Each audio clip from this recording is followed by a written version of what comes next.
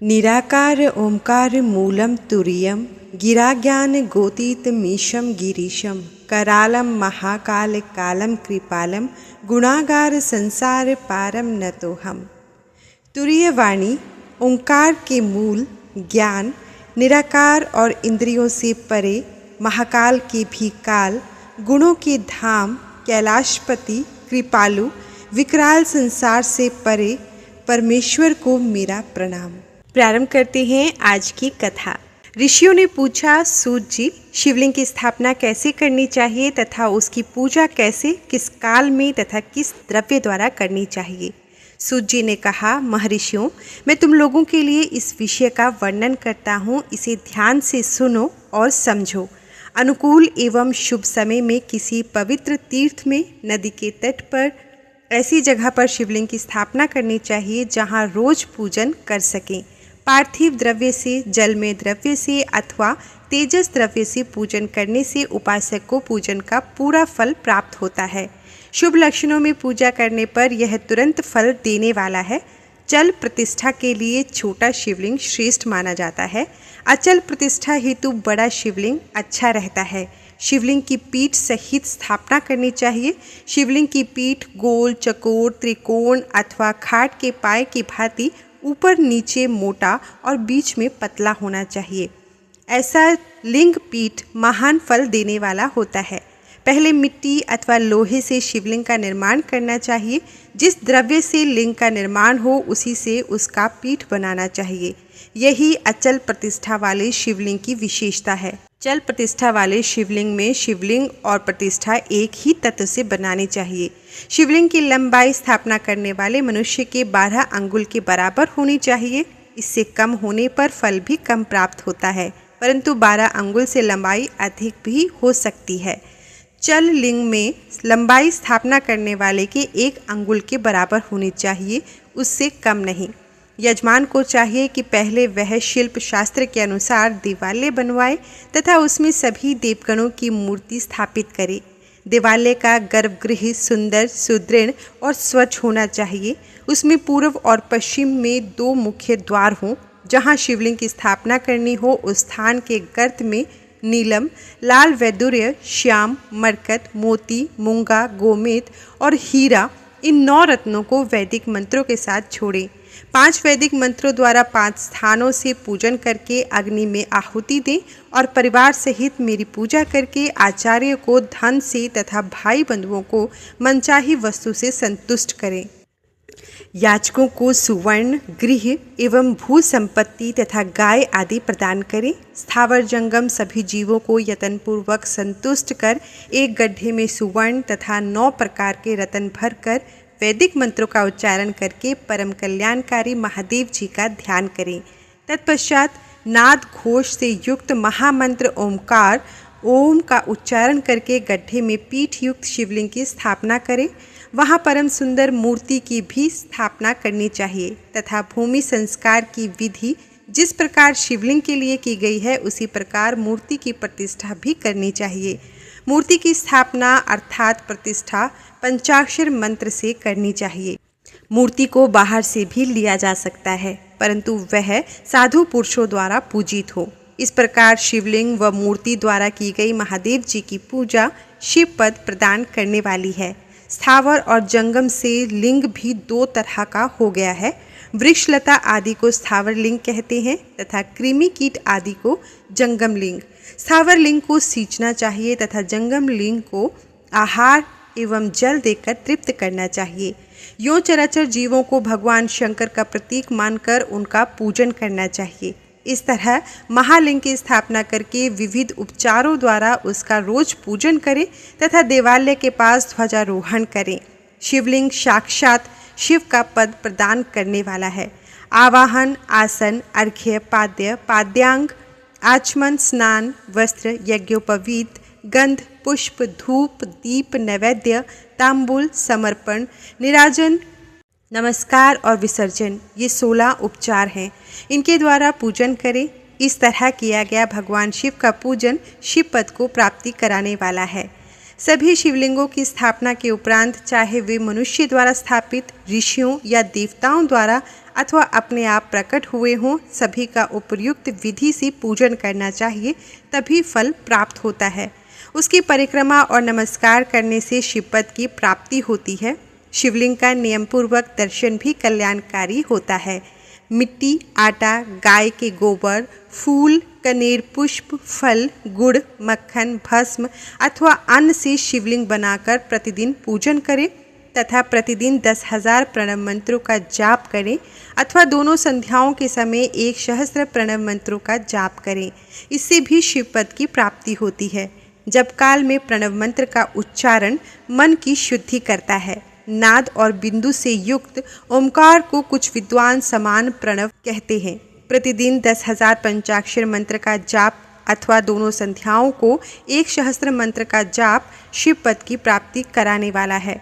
सभी ब्राह्मणों के लिए प्रणव से युक्त पंचाक्षर मंत्र अति फलदायक है।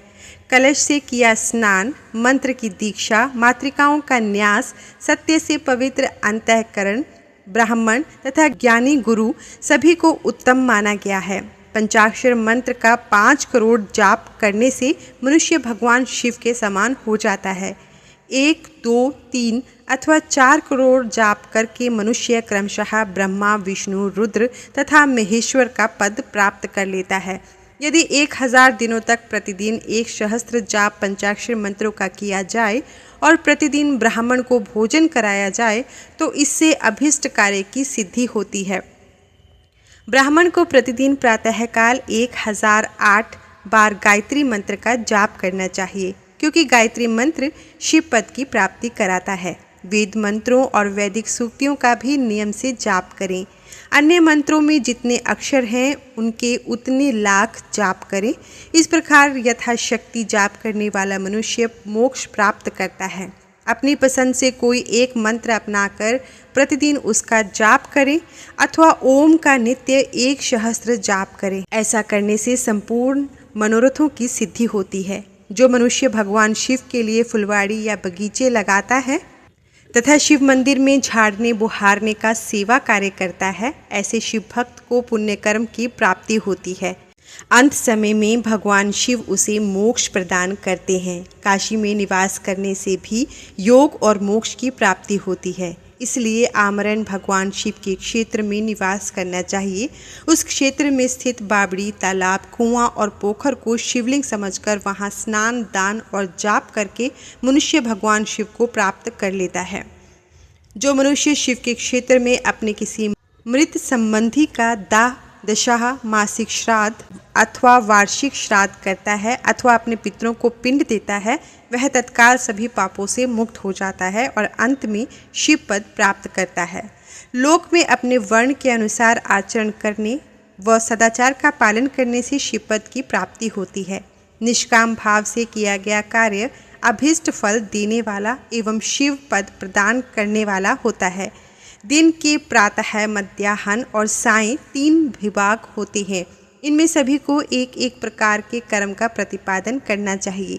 प्रातःकाल रोजाना दैनिक शास्त्र कर्म, मध्याह्न सकाम कर्म तथा सायंकाल शांति कर्म के लिए पूजन करना चाहिए। इसी प्रकार रात्रि के 4 प्रहर होते हैं, उनमें से बीच के 2 प्रहर निशित काल कहलाते हैं। इसी काल में पूजा करनी चाहिए, क्योंकि यह पूजा अभीष्ट फल देने वाली है। कलयुग में कर्म द्वारा ही फल की सिद्धि होगी। इस प्रकार विधि पूर्वक और समय अनुसार भगवान शिव का पूजन करने वाले मनुष्य को अपने कर्मों का पूरा फल मिलता है। ऋषियों ने कहा, सूत जी, ऐसे पुण्य क्षेत्र कौन कौन से हैं जिनका आश्रय लेकर सभी स्त्री पुरुष शिव पद को प्राप्त कर ले? कृपया कर हमें बताइए। सूत जी बोले, हे विद्वान और बुद्धिमान महर्षियों, मैं मोक्ष देने वाले शिव क्षेत्रों का वर्णन कर रहा हूँ। पर्वत, वन और काननों सहित इस पृथ्वी का विस्तार 50 करोड़ योजन है। भगवान शिव की इच्छा से पृथ्वी ने सभी को धारण किया है। भगवान शिव ने भूतल पर विभिन्न स्थानों पर वहाँ के प्राणियों को मोक्ष देने के लिए शिव क्षेत्र का निर्माण किया है। कुछ क्षेत्रों को देवताओं और ऋषियों ने अपना निवास स्थान बनाया है, इसलिए उनमें तीर्थत्व प्रकट हो गया है। बहुत से तीर्थ ऐसे हैं जो स्वयं प्रकट हुए हैं। तीर्थ क्षेत्र में जाने पर मनुष्य को सदा स्नान, दान और जाप करना चाहिए, अन्यथा मनुष्य रोग, गरीबी तथा मुक्ता आदि दोषों का भागी हो जाता है। जो मनुष्य अपने क्षेत्र में मृत्यु को प्राप्त होता है वह इस पुण्य के फल से दोबारा मनुष्य योनि प्राप्त करता है, परंतु पापी मनुष्य दुर्गति को ही प्राप्त करता है। हे ब्राह्मणों, पुण्य क्षेत्र में किया गया पाप कर्म अधिक दृढ़ हो जाता है, अतः पुण्य क्षेत्र में निवास करते समय पाप कर्म करने से बचना चाहिए। सिंधु और सतलुज नदी के तट पर बहुत से पुण्य क्षेत्र हैं। सरस्वती नदी परम पवित्र और 60 मुख वाली अर्थात उसकी 60 धाराएं हैं। इन धाराओं के तट पर निवास करने से परम पद की प्राप्ति होती है। हिमालय से निकली हुई पुण्य सलीला गंगा 100 मुख वाली नदी है। इसके तट पर काशी, प्रयाग आदि पुण्य क्षेत्र हैं। मकर राशि में सूर्य होने पर गंगा की तटभूमि अधिक प्रशस्त एवं पुण्यदायक हो जाती है। सोनभद्र नदी की 10 धाराएं हैं। बृहस्पति के मकर राशि में आने पर यह अत्यंत पवित्र तथा अभीष्ट फल देने वाली है। इस समय यहाँ स्नान और उपवास करने से विनायक पद की प्राप्ति होती है। पुण्य सलीला महानदी नर्मदा के 24 मुख हैं। इसमें स्नान करके तट पर निवास करने से मनुष्य को वैष्णव पद की प्राप्ति होती है। तमसा के 12 तथा रेवा के 10 मुख हैं। परम पुण्य में गोदावरी के 21 मुख हैं तथा यह ब्रह्म हत्या तथा गोवध पाप का नाश करने वाली एवं रुद्रलोक देने वाली है। कृष्णवेणी नदी समस्त पापों का नाश करने वाली है। इसके 18 मुख हैं तथा यह विष्णु लोक प्रदान करने वाली है। तुंगभद्रा 10 मुखी है एवं ब्रह्मलोक देने वाली है। सुवर्णमुखी के 9 मुख हैं। ब्रह्मलोक से लौटे जीव इसी नदी के तट पर जन्म लेते हैं। सरस्वती नदी, पंपा सरोवर, कन्याकुमारी अंतरीप तथा शुभ कारक श्वेत नदी सभी पुण्य क्षेत्र हैं। इनके तट पर निवास करने से इंद्रलोक की प्राप्ति होती है। महानदी कावेरी परम पुण्यमयी है। इसके 27 मुख हैं। ये संपूर्ण अभिष्ट वस्तुओं को देने वाली है। इसके तट ब्रह्मा विष्णु का पद देने वाले हैं। कावेरी के जो तट शैव क्षेत्र के अंतर्गत हैं वे अभिष्ट फल तथा शिवलोक प्रदान करने वाले हैं। नैमिषारण्य तथा बद्रिका आश्रम में सूर्य और बृहस्पति के मेष राशि में आने पर स्नान और पूजन करने से ब्रह्मलोक की प्राप्ति होती है। सिंह और कर्क राशि में सूर्य की संक्रांति होने पर सिंधु नदी में किया स्नान तथा केदार तीर्थ के जल का पान एवं स्नान ज्ञानदायक माना जाता है। बृहस्पति के सिंह राशि में स्थित होने पर भाद्र मास में गोदावरी के जल में स्नान करने से शिवलोक की प्राप्ति होती है, ऐसा स्वयं भगवान शिव ने कहा था। सूर्य और बृहस्पति के कन्या राशि में स्थित होने पर यमुना और सोनभद्र में स्नान से धर्मराज और गणेश लोक में महान भोग की प्राप्ति होती है, ऐसी महर्षियों की मान्यता है। सूर्य और बृहस्पति के तुला राशि में होने पर कावेरी नदी में स्नान करने से भगवान विष्णु के वचन की महिमा से अभीष्ट फल की प्राप्ति होती है। मार्गशीर्ष मास में सूर्य और बृहस्पति की वृश्चिक राशि में आने पर नर्मदा में स्नान करने से विष्णु पद की प्राप्ति होती है। सूर्य और बृहस्पति के धनु राशि में होने पर सुवर्णमुखी नदी में किया गया स्नान शिवलोक प्रदान करने वाला है। मकर राशि में सूर्य और बृहस्पति के माघ मास में होने पर गंगा जी में किया गया स्नान शिवलोक प्रदान करने वाला है। शिवलोक के पश्चात ब्रह्मा और विष्णु के स्थानों में सुख भोग कर अंत में मनुष्यों को ज्ञान की प्राप्ति होती है। माघ मास में सूर्य के कुंभ राशि में होने पर फाल्गुन मास में गंगा तट पर किया श्राद्ध, पिंडदान तथा तिलोदक दान पिता और नाना दोनों कुलों के पितरों की अनेकों पीढ़ियों का उद्धार करने वाला है। गंगा व कावेरी नदी का आश्रय लेकर तीर्थवास करने से पाप का नाश हो जाता है। ताम्रपर्णी और वेगवती नदियाँ ब्रह्मलोक की प्राप्ति रूप फल देने वाली हैं। इनके तट पर स्वर्गदायक क्षेत्र है। इन नदियों के मध्य में बहुत से पुण्य क्षेत्र हैं। यहाँ निवास करने वाला मनुष्य अभीष्ट फल का भागी होता है। सदाचार, उत्तम वृत्ति तथा सद्भावना के साथ मन में दया भाव रखते हुए विद्वान पुरुष को तीर्थ में निवास करना चाहिए, अन्यथा उसे फल नहीं मिलता। पुण्य क्षेत्र में जीवन बिताने का निश्चय करने पर तथा वास करने पर पहले का सारा पाप तत्काल नष्ट हो जाता है, क्योंकि पुण्य को ऐश्वर्यदायक कहा जाता है। हे ब्राह्मणों, तीर्थ में वास करने पर उत्पन्न पुण्य कायिक, वाचिक और मानसिक सभी पापों का नाश कर देता है। तीर्थ में किया मानसिक पाप कई कल्पों तक पीछा नहीं छोड़ता, यह केवल ध्यान से ही नष्ट होता है। वाचिक पाप जाप से तथा कायिक पाप शरीर को सुखाने जैसे कठोर तप से नष्ट होता है। अतः सुख चाहने वाले पुरुष को देवताओं की पूजा करते हुए और ब्राह्मणों को दान देते हुए पाप से बचकर ही तीर्थ में निवास करना चाहिए। ऋषियों ने कहा, सूत जी, आप हमें वह सदाचार सुनाइए जिससे विद्वान पुरुष पुण्य लोकों पर विजय पाता है। स्वर्ग प्रदान करने वाले धर्म में तथा नरक का कष्ट देने वाले अधर्म में आचारों का वर्णन कीजिए। सूत जी बोले, सदाचार का पालन करने वाला मनुष्य ही ब्राह्मण कहलाने का अधिकारी है। वेदों के अनुसार आचार का पालन करने वाले एवं वेद के अभ्यासी ब्राह्मण को विप्र कहते हैं।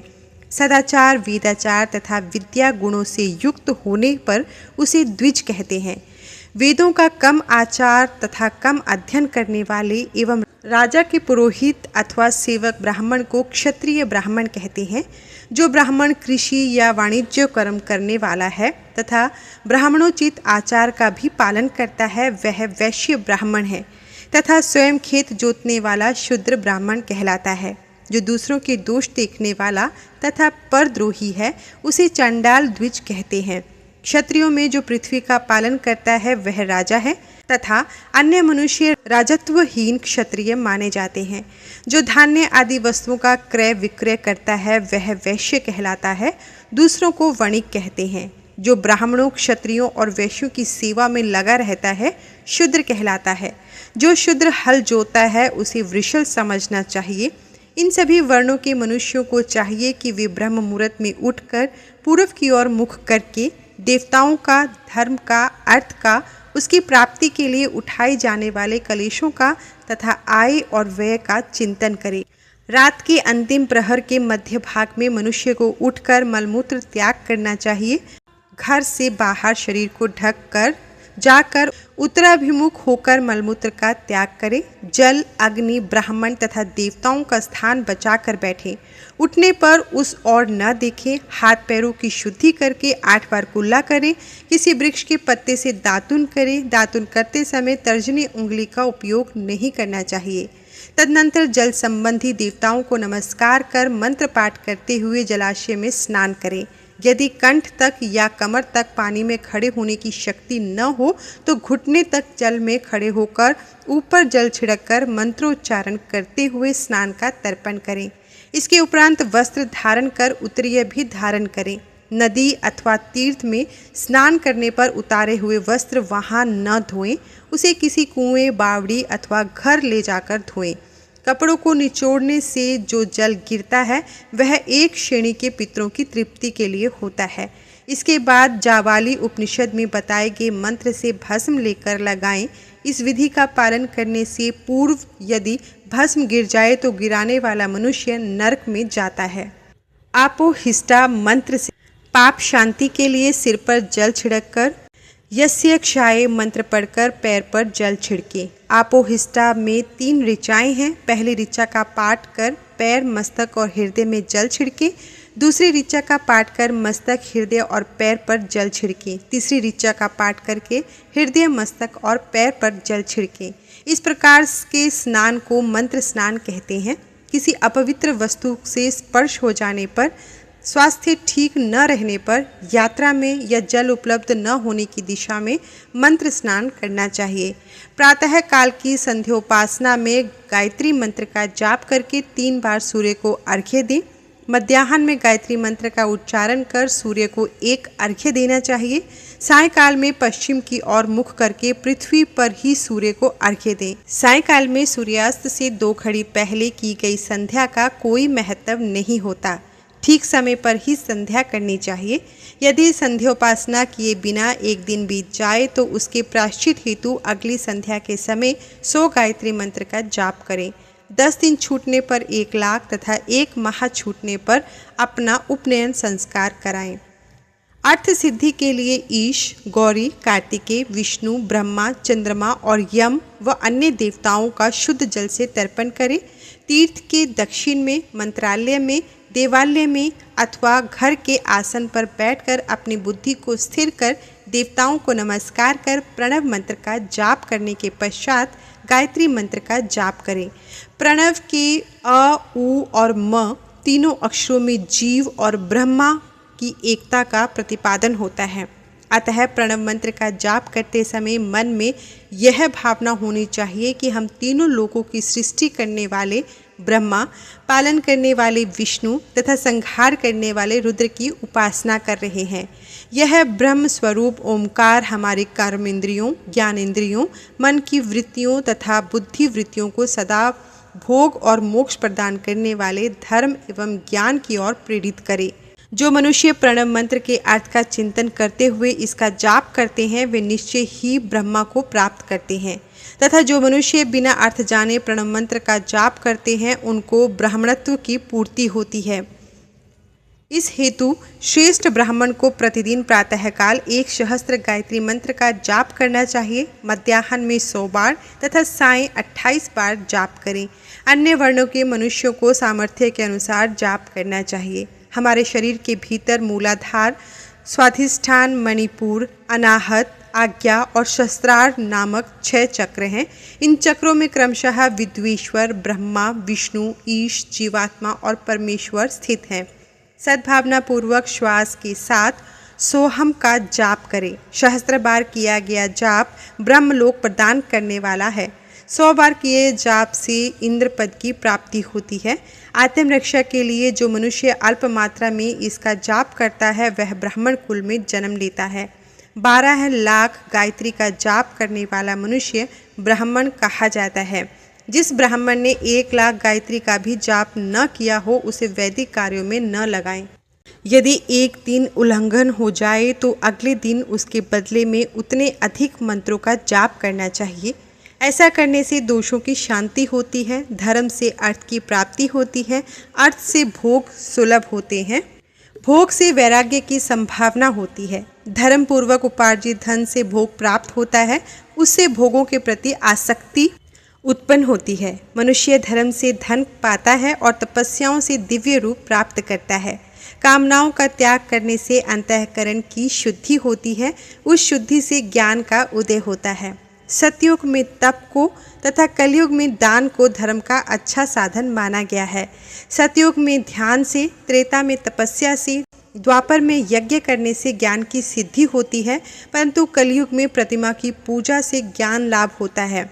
अधर्म हिंसात्मक और दुख देने वाला है, धर्म से सुख और अभ्युदय की प्राप्ति होती है। दुराचार से दुख तथा सदाचार से सुख मिलता है। अतः भोग और मोक्ष की सिद्धि के लिए धर्म का उपार्जन करना चाहिए। किसी ब्राह्मण को 100 वर्ष के जीवन निर्वाह की सामग्री देने पर ही ब्रह्मलोक की प्राप्ति होती है। 1 सहस्त्र चांद्रायण व्रत का अनुष्ठान ब्रह्मलोकदायक माना जाता है। दान देने वाला पुरुष जिस देवता को सामने रखकर दान करता है, अर्थात जिस देवता को वह दान द्वारा प्रसन्न करना चाहता है, उसी देवता का लोक उसे प्राप्त होता है। धनहीन पुरुष तपस्या कर अक्षय सुख को प्राप्त कर सकते हैं। ब्राह्मण को दान ग्रहण कर तथा यज्ञ करके धन का अर्जन करना चाहिए। क्षत्रिय बाहुबल से तथा वैश्य कृषि एवं गोरक्षा से धन का उपार्जन करें। इस प्रकार न्याय से उपार्जित धन को दान करने से दाता को ज्ञान की सिद्धि प्राप्त होती है एवं ज्ञान से मोक्ष की प्राप्ति सुलभ होती है। गृहस्थ मनुष्य को धन, धान्य आदि सभी वस्तुओं का दान करना चाहिए। जिसके अन्न को खाकर मनुष्य कथा श्रवण तथा सद्कर्म का पालन करता है तो उसका आधा फल दाता को मिलता है। दान देने वाले मनुष्य को दान से प्राप्त वस्तु का दान तथा तपस्या द्वारा पाप की शुद्धि करनी चाहिए। उसे अपने धन के 3 भाग करने चाहिए, एक धर्म के लिए, दूसरा वृद्धि के लिए, तीसरा उपभोग के लिए। धर्म के लिए रखे धन से नित्य नैमित्तिक और इच्छित कार्य करे। वृद्धि के लिए रखे धन से ऐसा व्यापार करे जिससे धन की प्राप्ति हो तथा उपभोग के धन से पवित्र भोग भोगे। खेती से प्राप्त धन का 10वां भाग दान करें, इससे पाप की शुद्धि होती है। वृद्धि के लिए किए गए व्यापार से प्राप्त धन का 6वां भाग दान दे देना चाहिए। विद्वान को चाहिए कि वह दूसरों के दोषों का बखान न करे, ब्राह्मण भी दोषवश दूसरों के सुने या देखे हुए छिद्र को कभी प्रकट न करे। विद्वान पुरुष ऐसी बात न कहे जो समस्त प्राणियों के हृदय में रोष पैदा करने वाली हो। दोनों संध्याओं के समय अग्नि को विधि पूर्वक दी हुई आहुति से संतुष्ट करें। चावल, धान्य, घी, फल, कंद तथा हविष्य के द्वारा स्थाली पाक बनाएं तथा यथोचित रीति से सूर्य और अग्नि को अर्पित करें। यदि दोनों समय अग्निहोत्र करने में असमर्थ हो तो संध्या के समय जाप और सूर्य की वंदना कर लें। आत्मज्ञान की इच्छा रखने वाले तथा धनी पुरुषों को इसी प्रकार उपासना करनी चाहिए। जो मनुष्य सदा ब्रह्म यज्ञ करते हैं, देवताओं की पूजा, अग्नि पूजा और गुरु पूजा प्रतिदिन करते हैं तथा ब्राह्मणों को भोजन तथा दक्षिणा देते हैं, वे स्वर्ग लोक के भागी होते हैं। फिर ऋषियों ने कहा, प्रभु, अग्नि यज्ञ, देव यज्ञ और ब्रह्म यज्ञ का वर्णन करके हमें कृतार्थ करें। सूत जी बोले, महर्षियों, गृहस्थ पुरुष अग्नि में सायंकाल और प्रातःकाल जो चावल आदि द्रव्य की आहुति देता है उसी को अग्नि यज्ञ कहते हैं। जो ब्रह्मचर्य आश्रम में स्थित है और उन ब्रह्मचारियों के लिए समिधा का आधान ही अग्नि यज्ञ है, वे समिधा का ही अग्नि में हवन करें। ब्राह्मणों, ब्रह्मचर्य आश्रम में निवास करने वाले द्विजों का जब तक विवाह न हो जाए वे उपासना अग्नि की प्रतिष्ठा न कर ले तब तक उनके लिए अग्नि में समिधा की आहुति, व्रत आदि का पालन तथा विशेष यजन आदि ही कर्तव्य है। यही उनके लिए अग्नि यज्ञ है। द्विजों, जिन्होंने बाह्य अग्नि को विसर्जित करके अपने आत्मा में ही अग्नि का आरोप कर लिया है, ऐसे वानप्रस्थियों और सन्यासियों के लिए यही हवन या अग्नि यज्ञ है कि वे विहित समय पर हितकर परिमित और पवित्र अन्न का भोजन कर लें। ब्राह्मणों, सायंकाल अग्नि के लिए दी गई आहुति संपत्ति प्रदान करने वाली होती है, ऐसा जानना चाहिए, और प्रातःकाल सूर्यदेव को दी हुई आहुति आयु की वृद्धि करने वाली होती है। यह बात अच्छी तरह समझ लेनी चाहिए। दिन में अग्निदेव सूर्य में ही प्रविष्ट हो जाते हैं, अतः प्रातःकाल सूर्य को दी हुई आहुति ही अग्नि यज्ञ के ही अंतर्गत है। इस प्रकार यह अग्नि यज्ञ का वर्णन किया गया है। इंद्र आदि समस्त देवताओं के उद्देश्य से अग्नि में जो आहुति दी जाती है उसे देव यज्ञ समझना चाहिए। स्थालीपाक आदि यज्ञों को देव यज्ञ ही मानना चाहिए। लौकिक अग्नि में प्रतिष्ठित जो चूड़ाकरण आदि संस्कार निमित्तक हवन कर्म हैं उन्हें भी देवयज्ञ के ही अंतर्गत जानना चाहिए। अब ब्रह्मयज्ञ का वर्णन सुनो। द्विज को चाहिए कि वह देवताओं की तृप्ति के लिए निरंतर ब्रह्म यज्ञ करे। वेदों का जो नित्य अध्ययन या स्वाध्याय होता है उसी को ब्रह्म यज्ञ कहा जाता है। प्रातः नित्य कर्म के अनंतर सायंकाल तक ब्रह्म यज्ञ किया जा सकता है, उसके बाद रात में इसका विधान नहीं। अग्नि के बिना देवयज्ञ कैसे संपन्न होता है इसे तुम लोग श्रद्धा से और आदर पूर्वक सुनो।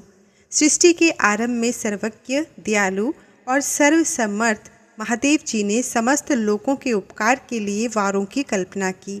वे भगवान शिव संसार रूपी रोग को दूर करने के लिए वैद्य हैं, सबके ज्ञाता तथा समस्त औषधों के भी औषध हैं।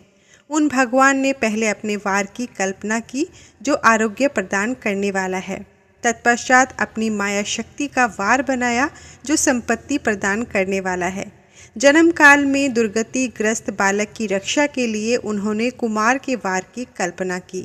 तत्पश्चात सर्वसमर्थ महादेव जी ने आलस्य और पाप की निवृत्ति तथा समस्त लोगों का हित करने की इच्छा से लोक रक्षक भगवान विष्णु का वार बनाया।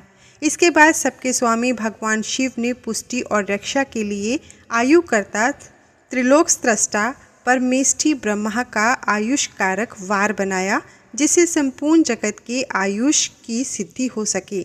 इसके बाद तीनों लोकों की वृद्धि के लिए पहले पुण्य पाप की रचना हो जाने पर उनके करने वाले लोगों को शुभाशुभ फल देने के लिए भगवान शिव ने इंद्र और यम के वारों का निर्माण किया। ये दोनों वार क्रमशः भोग देने वाले तथा लोगों के मृत्यु भय को दूर करने वाले हैं। इसके बाद सूर्य आदि 7 ग्रहों को जो अपने ही स्वरूप भूत तथा प्राणियों के लिए सुख दुख के सूचक हैं, भगवान शिव ने उपर्युक्त 7 वारों का स्वामी निश्चित किया। वे सब के सब ग्रह नक्षत्रों के ज्योतिर्मय मंडल में प्रतिष्ठित हैं। शिव के वार या दिन के स्वामी सूर्य हैं। शक्ति संबंधी वार के स्वामी सोम है। कुमार संबंधी दिन के अधिपति मंगल हैं। विष्णु वार के स्वामी बुध हैं। ब्रह्मा जी के वार के अधिपति बृहस्पति हैं। इंद्र वार के स्वामी शुक्र और यम वार के स्वामी शनैश्चर हैं। अपने अपने वार में की हुई उन देवताओं की पूजा उनके अपने अपने फल को देने वाली होती है।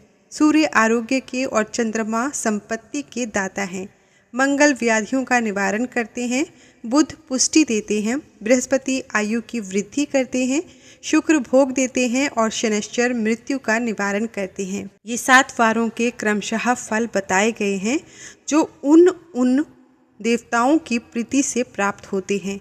अन्य देवताओं की भी पूजा का फल देने वाले भगवान शिव ही हैं।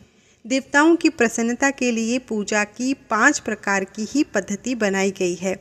उन देवताओं के मंत्रों का जप यह पहला प्रकार है। उनके लिए होम करना दूसरा, दान करना तीसरा, तप करना चौथा प्रकार है। किसी वेदी पर, प्रतिमा में, अग्नि में अथवा ब्राह्मण के शरीर में आराध्य देवता की भावना करके 16 उपचार से उनकी पूजा या आराधना करना 5वां प्रकार है। इनमें पूजा के उत्तरोत्तर आधार श्रेष्ठ हैं। पूर्व के अभाव में उत्तरोत्तर आधार का अवलंबन करना चाहिए। दोनों नेत्रों तथा मस्तक के रोग में और कुष्ठ रोग की शांति के लिए भगवान सूर्य की पूजा करके ब्राह्मणों को भोजन कराएं। तदनंतर 1 दिन, 1 मास, 1 वर्ष अथवा 3 वर्ष तक लगातार ऐसा साधन करना चाहिए। इससे यदि प्रबल प्रारब्ध का निर्माण हो जाए तो रोग एवं जरा आदि रोगों का नाश हो जाता है। इष्ट देव के नाम मंत्रों का जप आदि साधन वार आदि के अनुसार फल देते हैं। रविवार को सूर्य देव के लिए, अन्य देवताओं के लिए तथा ब्राह्मणों के लिए विशिष्ट वस्तु अर्पित करें। यह साधन विशिष्ट फल देने वाला होता है तथा इसके द्वारा विशेष रूप से पापों की शांति होती है। सोमवार को विद्वान पुरुष संपत्ति के प्राप्ति के लिए लक्ष्मी आदि की पूजा करें तथा सपत्नीक ब्राह्मणों को घृत पक्व अन्न का भोजन कराएं। मंगलवार को रोगों की शांति के लिए काली आदि की पूजा करें तथा उड़द, मूंग एवं अरहर की दाल आदि से युक्त अन्न ब्राह्मणों को भोजन कराएं। बुधवार को विद्वान पुरुष दधि युक्त अन्न से भगवान विष्णु का पूजन करें। ऐसा करने से सदा पुत्र, मित्र और कलत्र आदि की पुष्टि होती है।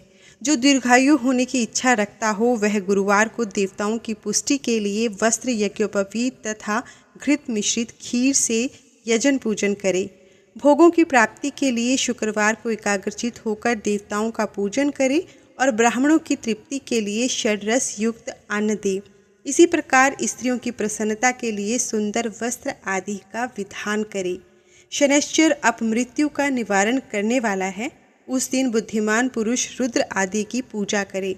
तिल के होम से, दान से देवताओं को संतुष्ट करके ब्राह्मणों को तिल मिश्रित अन्न भोजन कराएं।